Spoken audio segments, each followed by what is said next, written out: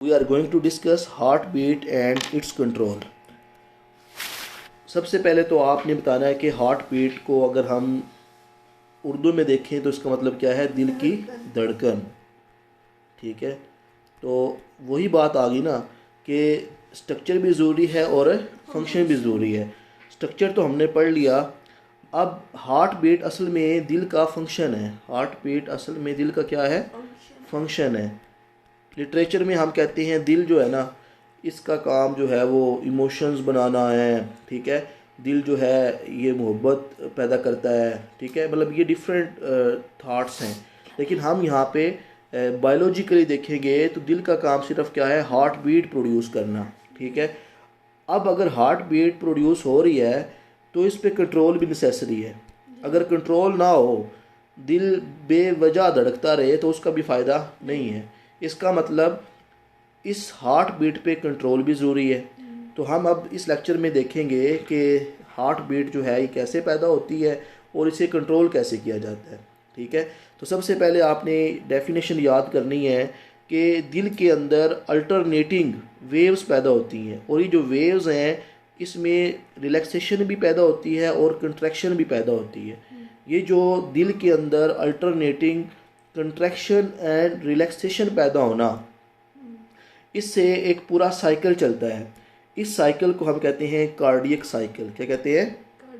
ये डायग्राम आपको नज़र आ रही है, इसमें क्या बता रहा है, वो कार्डियक साइकिल आपको बताएगा। ठीक है, अब ये आपको दिल नज़र आ रहा है, नीचे जो एक आपको खाना नज़र आ रहा है ये वाला, ये ब्लू नज़र आ रहा है, और ये आपको कौन सा रंग नज़र आ रहा है, पिंक। शाबाश। ठीक है, अब यहाँ पे देखें, ये जो ऊपर वाला खाना है इसको क्या कहेगी, इसको क्या कहेंगे बेटा आप? फातिमा क्या कहोगी? आर्ट्रियम। कौन सा आर्ट्रियम है ये? शाबाश, ये हमारे पास है राइट आर्ट्रियम। और ये जो हमारे पास नीचे वाला खाना है ये क्या है भाई मोमिना? ये वेंट्रिकल है बेटा। कौन सा वेंट्रिकल है? राइट है। ठीक है, तो अभी इसकी बात करते हैं, फिर आगे बात करेंगे। ठीक है, कहता है कि इधर से ना जब हार्ट के अंदर दो वाल्व है, अब ये तो आपको पता चल गया राइट आर्ट्रियम है, ये राइट वेंट्रिकल। इधर क्या है? लेफ्ट आर्ट्रियम, और ये क्या है? Left ventricle. ये क्या है? लेफ्ट आर्ट्रियम है, और ये इधर क्या है? लेफ्ट वेंट्रिकल है। ठीक है, तो ये आपको पता चल गया।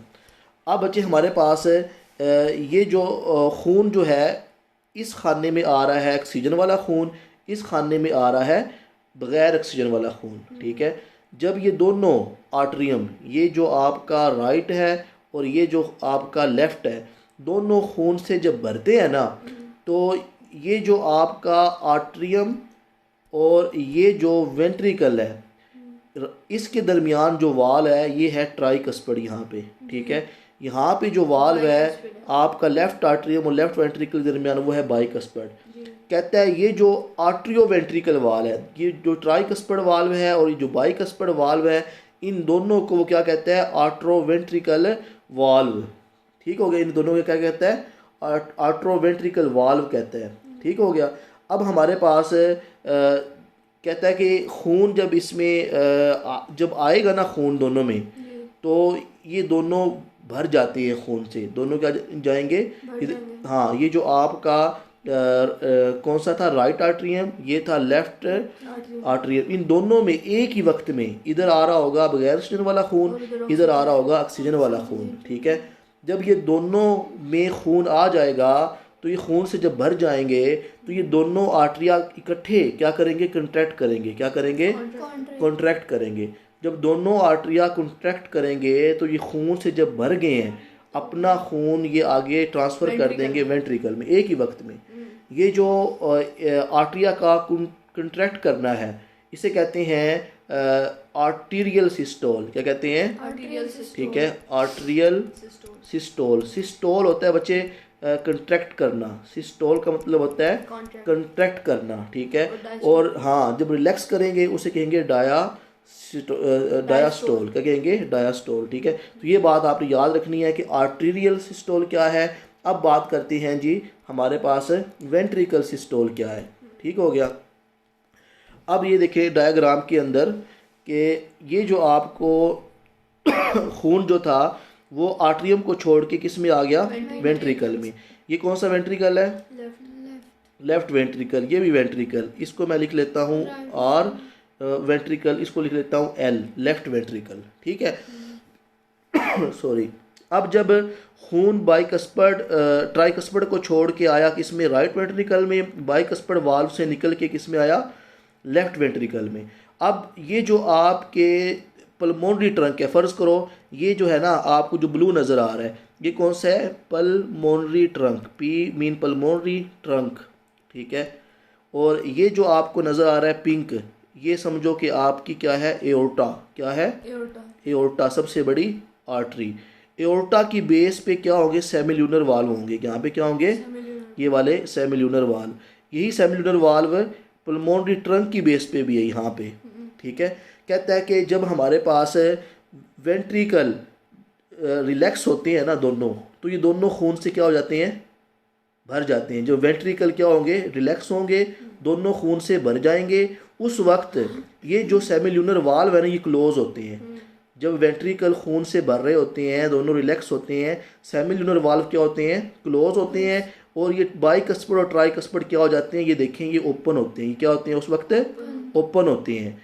तो जब बच्चे आपके वेंट्रिकल रिलैक्स हों, ठीक है, और सेमिल्यूनर वाल्व क्लोज हों, बाइकस्पर्ड और ट्राइकस्पर्ड की तरफ से खून आ रहा हो, उस कंडीशन को हम कहते हैं वेंट्रिकल डाया। वेंट्रिकल क्या कर रहे हैं, रिलैक्स कर रहे हैं। वेंट्रिकल क्या कर रहे हैं, तो वेंट्रिकल डायास्टोल कहेंगे, उसे क्या कहेंगे, वेंट्रिकल डायासीटोल, मतलब वेंट्रिकल रिलैक्स कर रहे हैं। बस कहानी में याद क्या रखनी है कि वेंट्रिकल डायास्टोल में क्या होता है, वेंट्रिकल डायास्टोल में सेमिल्यूनर वाल्व क्लोज होते हैं, बाइकस्पर्ड और ट्राइकस्पर्ड क्या होते हैं, बस इतनी बात आपने याद रखनी है।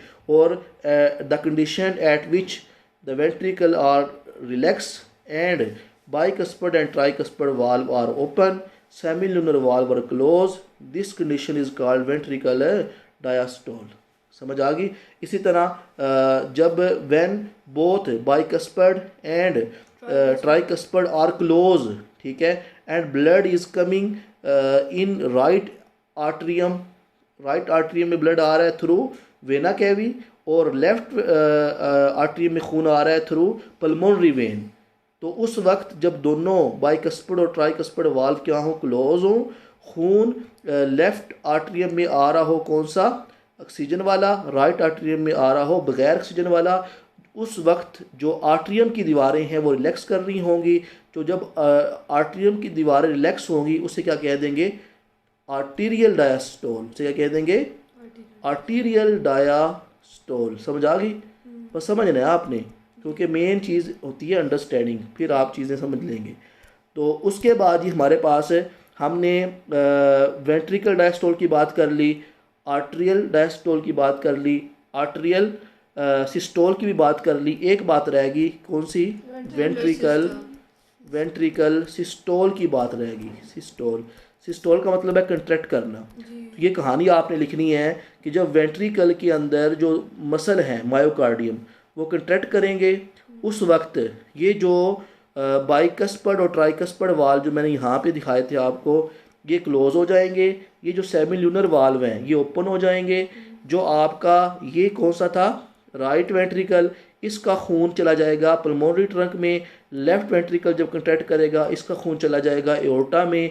इस कंडीशन को कहेंगे वेंट्रिकल सिस्टोल। क्या कहेंगे, और ये जो हमारे पास अल्टरनेटिंग वे में दोनों का रिलैक्स होना, और ऊपर वाले दो खानों का रिलैक्स होना, नीचे वाले खाने का कंट्रैक्ट होना, मतलब इस तरह अल्टरनेटिंग वे में ये जो रिलैक्सेशन हो रही है और कंट्रैक्शन हो रही है, इस पूरे अमल को क्या कहती हैं, कार्डियक साइकिल। क्या कहती हैं इस पूरे अमल को, कार्डियक साइकिल। तो ठीक है, समझ आई कि हमारे पास है ये जो कार्डियक साइकिल है, क्या चीज़ है ये अल्टरनेटिंग हमारे पास रिलैक्सेशन एंड कंट्रैक्शन है, जो कि बच्चे कार्डियक साइकिल चलाता है। और इस कार्डियक साइकिल की वजह से क्या पैदा होती है, हार्ट बीट पैदा होती है। समझ आ गई। अब हमारे पास आपने बता देना है कि ये सारा कहानी यहाँ पे लिखी हुई है, आर्ट्रियल डायस्टोल है, फिर वेंट्रिकल, ये सारा आपने पढ़ना है ना, यही बातें होंगी। ठीक है। फिर एक और बड़ा इम्पोर्टेंट बात वो आपसे पूछता है, कंट्रोल की बात आगे करेंगे, ठीक है, कि किस तरह हार्ट बीट को कंट्रोल किया जाता है। वो भी कहानी नहीं हमने छोड़नी, ठीक है। अब ये भी आपकी इंटरेस्टिंग इंफॉर्मेशन आ जाती है कि लब और डब की आवाज़ कैसे पैदा होती है, ठीक है। तो जब हमारे पास स्टेथोस्कोप हम इस्तेमाल करते हैं ना, तो उस वक्त हमें एक आवाज़ सुनाई देती है लब और डब की। जो हमें डब की आवाज़ है ना, इसकी पिच कम होती है, ठीक है। और जो डब है ये थोड़ी ज़्यादा आपको सुनाई देती है। इसकी पिच जो होती है, मतलब जो फ्रिक्वेंसी होती है वो क्या होती है, ज़्यादा होती है, ठीक है। तो ये अगर आपको कोई पूछे कि लब और डब की आवाज़ कैसे पैदा होती है, तो आप पढ़ लें इसको। When a stethoscope is used to listen the heart sound, distinct sound normally are heard. The first heart sound is low pitch sound, often described as lub sound. It is caused by the vibration of the atrioventricular valve which close near the beginning of the ventricle systole. जब आपके ventricle जब क्या करती हैं, सिकुड़ते हैं ना, ठीक है। मैंने क्या कहा था, वेंट्रिकल सिस्टोल क्या है, वेंट्रिकल सिस्टोल में जब वेंट्रिकल कंट्रैक्ट करते हैं ना, तो बाइकस्पड और ट्राइकस्पड वाल्व क्या हो जाते हैं, क्लोज हो जाते हैं। बाइकस्पड और ट्राइकस्पड वाल्व क्लोज हो जाते हैं और सेमील्यूनर वाल्व क्या हो जाते हैं, ओपन हो जाती हैं, ठीक है। बाइकस्पड और ट्राइकस्पड वाल्व जब क्लोज हो रहे होते हैं ना, उस दौरान एक वाइब्रेशन पैदा होती है। उस वाइब्रेशन की वजह से आपको जो आवाज़ सुनाई देती है वो कौन सी होती है, लब। वो कौन सी होती है, लब, ठीक है।